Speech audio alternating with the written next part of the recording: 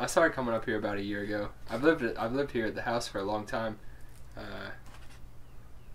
17 years? I don't know, something like that. Maybe 18.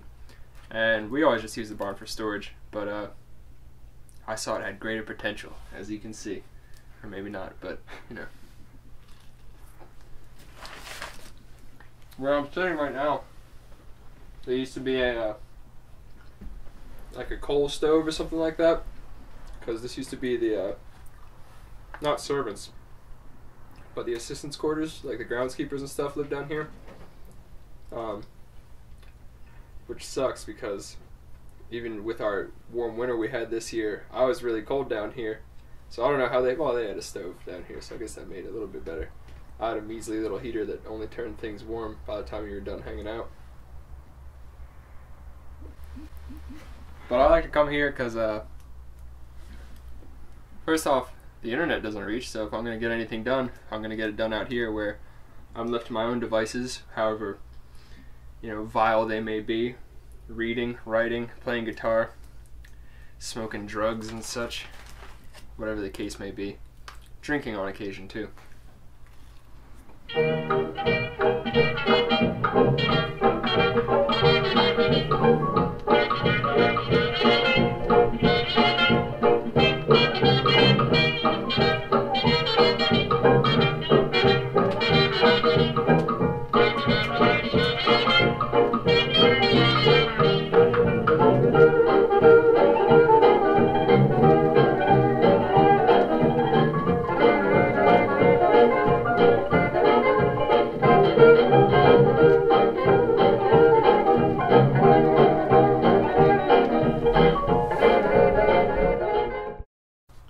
I work on stuff.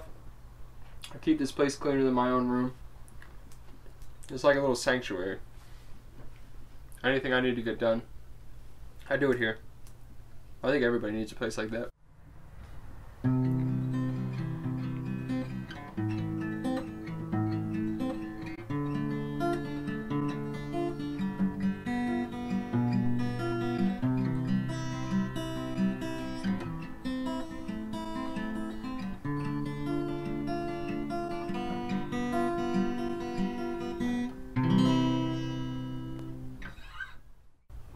When I first came down here, none of these couches or tables, well, this table was here, but it wasn't a table, it was a bench. But the place was just full of like cat shit and junk and broken things everywhere, and a really awful bottle collection and beer can collection. I only saved the finest ones, like Big Barrel Australian Lager, classic. But yeah, I moved all the stuff that we didn't need into the other room, and that's now a big storage junk area.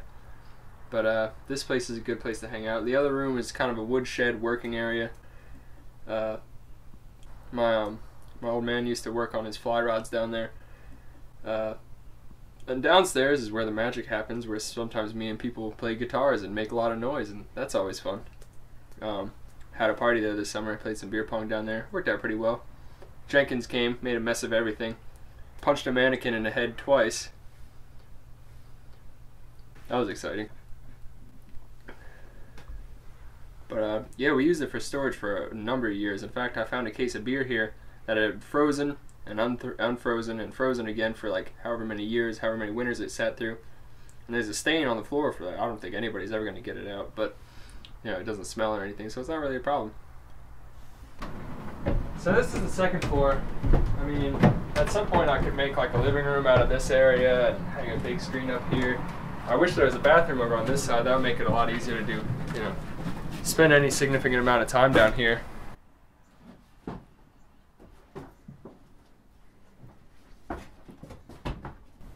This room was the woodshed kind of woodworking area, but my dad doesn't really get around to doing any of that kind of stuff anymore, so it's kind of just a big grandiose storage. I mean, it's still got a lot of hope left in it, but it's a lot of cleaning that's got to take place first. Some of this power saw doesn't even work. I mean, we got to get rid of it at some point, but you know.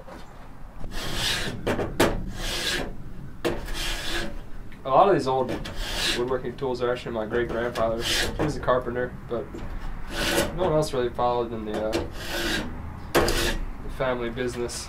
But we still have all his tools, boxes of them. It's really cool in the winter because it's cold, so like the smoke behaves in ways that you don't usually get to see. Because I mean, not everyone lets you smoke indoors anymore, and since it's so since it's so poorly insulated, the smoke like cools before it ever dissipates, and you get little trails of smoke running across the room. But I mean, everything that is worth a damn in here, anything comfortable at least, I brought in here. I brought in these couches and the futon and everything. But anything that's actually useful, like the chairs and the record player and the bookshelf and everything, they were already here. That's what, it was so easy to move into this little room and make it my own. But I think that everyone kind of needs a fortress of solitude of their own.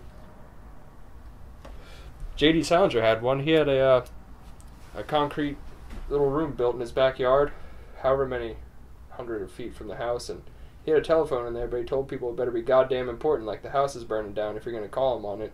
I mean, if you're going to be a writer and do anything successfully, you got to have time to yourself where no one can really bother you and you're in your element.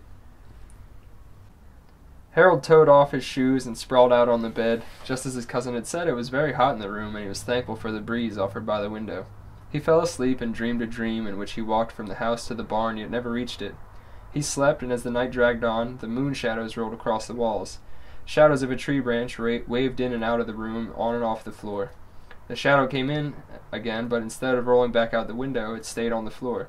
It slid across the floor and crawled up the wall across from Harold's bed. The long oval shape finally let go of the branch and clung to the wall. Harold's breath began coming out in brief flickers of white, and as the shadow reached the ceiling, crossed the room, and dripped down the wall and under Harold's bed, his breath turned into slow clouds from his nostrils. He woke up suddenly and felt the coldness of his own skin squeezing his body. He rose and looked around the room in confusion. When I get bored in class, which is all the time, I usually doodle. I don't know, this notebook's full of doodles. Some of them good, some of them not so good, some of them worth looking at, other ones not. This one's not so bad. Here, right here. That's by my buddy Matt. I can't take credit for it. But whenever I'm writing in here and I get poo brain, I typically give up on words and start trying to draw pictures. Sometimes they make sense, sometimes they don't. This one's a favorite. This guy eating in a galactic bistro and falls out of his chair when he realizes how much the check is. Here's a bunch of cats. I don't even know what this one's about, but here's the classic poo brain. When can't think of anything, can't be bothered to make up any words, this is the best I get. There's Santa crying over a dead reindeer. There's a girl from my school. She looks just like that, actually. I don't know.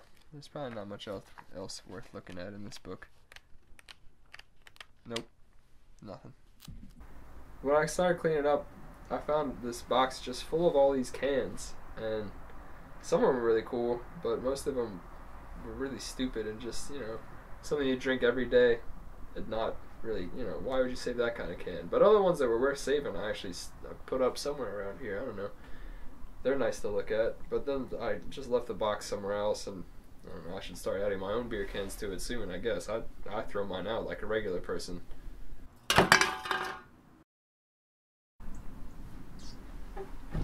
This screwdriver is my first and last line of defense in this room. I mean, I never use it to screw anything in, it's a little big for that, but if some bad man came in here, I could certainly screw his day up. So what was your plan for this place? I just wanted to clean and to have somewhere to go that wasn't at the house. It's crazy living at home after graduating. It's not very fun at all. But I mean, when I had people come and help me, one buddy wanted me to turn this little room into an opium den. I didn't really like that idea. But people said, make it into a bar and serve drinks through the window there, or turn it into a dance hall. We always have the old big band 40s music going. I think that's the best idea for it. Play the music loud in here, have everyone dance out in the big room. Wouldn't be so bad. Serve them some opium, serve them some drinks. A little bit of everything. This is the barn in the summer a couple years back. It's from a nicer angle on the other side, the neighbor's side of the house. Yeah, we don't grow those plants anymore. It doesn't look like near as nice as that anymore. This is me as a young tot, just being me, you know, whatever I do. This is Jenkins you heard so much about. And then here, Jenkins was living with us for a while. This is him when he's a little younger, and there I am. And there's my folks. I got a picture over there somewhere of them when they're, you know, what they currently look like when they're much older. But I don't know, I like this picture. I hold on to it for a while.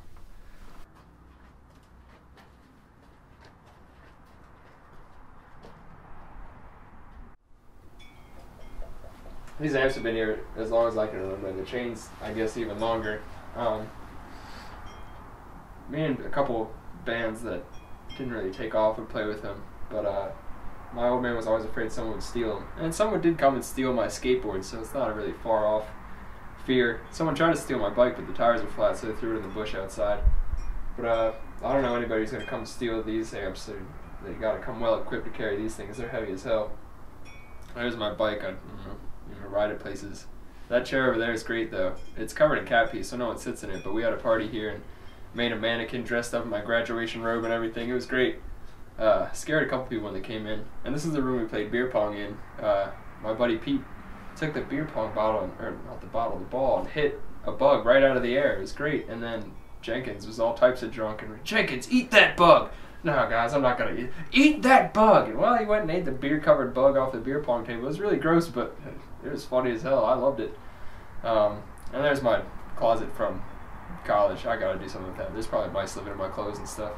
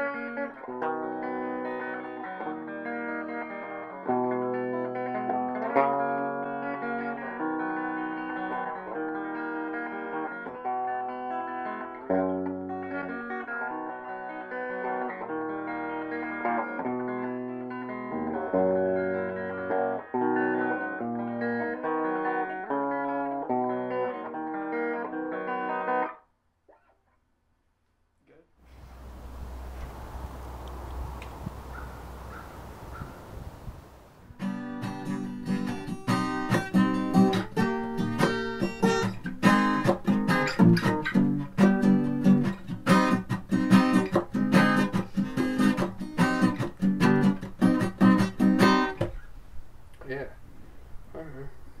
That's me.